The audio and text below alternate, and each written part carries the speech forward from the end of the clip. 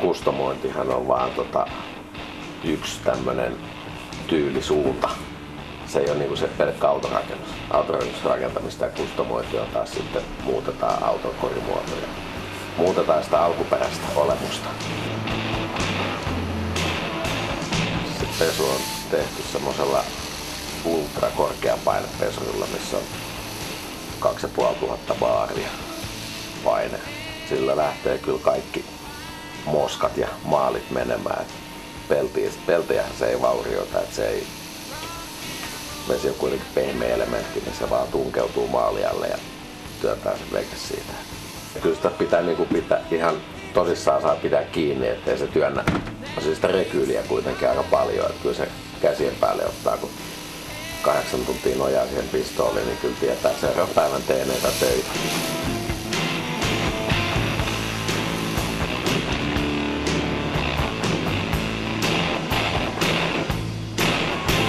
Lämmintä homma. Oo, ja raskasta. Oo. Tätä vääntää aika hyvin tuo paine. No, mä oon aika jenkin nostanut 80. Ja siitä vastetasaisiin välein.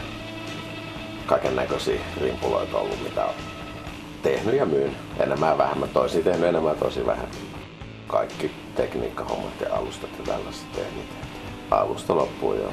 Ainut mitä ei tehty itse, niin verheiluhommat. Eli soppaus ja ilmapussi ja uusi lattia. Siinähän se on. Noniin.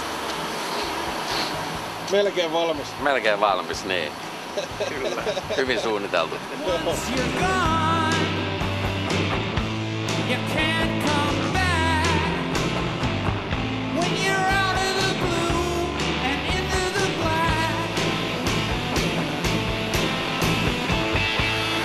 Kyllä siinä iloksi muuttuu. Nyt on ihan hauska väsätä. Tietysti ihan hauska ajaakin. Se tekeminenkin on aina semmoinen oma juttus. Ja jotain duunia pitää kuitenkin tehdä. Nyt tätä katsotaan kuinka kauan jaksaa ja kuinka kauan riittää asiakkaille. Joku tommonen helmojen tekokin varsinkin silloin, jos ne on periaatteessa hävinnyt kokonaan. Niin se, että sinne löytää ne oikeat muodot, mitä ne on suunnilleen ollut, niin siinä on tietysti aina oma päävaiva. Siellä näkyy olevan vähän rapeutta kanssa tuolla. Vähän on. Ihmeellistä, että tää sellaista. No vähän. No. Ei pitäisi sellainen. Niin, mä luulen, että mä ostin ehjä auto. Siis tää on tullut joskus 80-luvun lopulla Suomeen.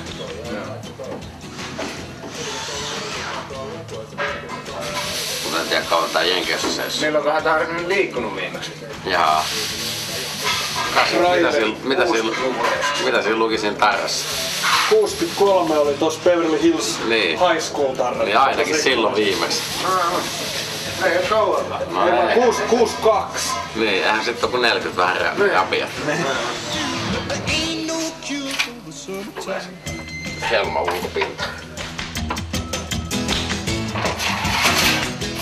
Olikohan mulla 3. helmakuvasta oli sen muotoiset, kun niitä pitäisi olla.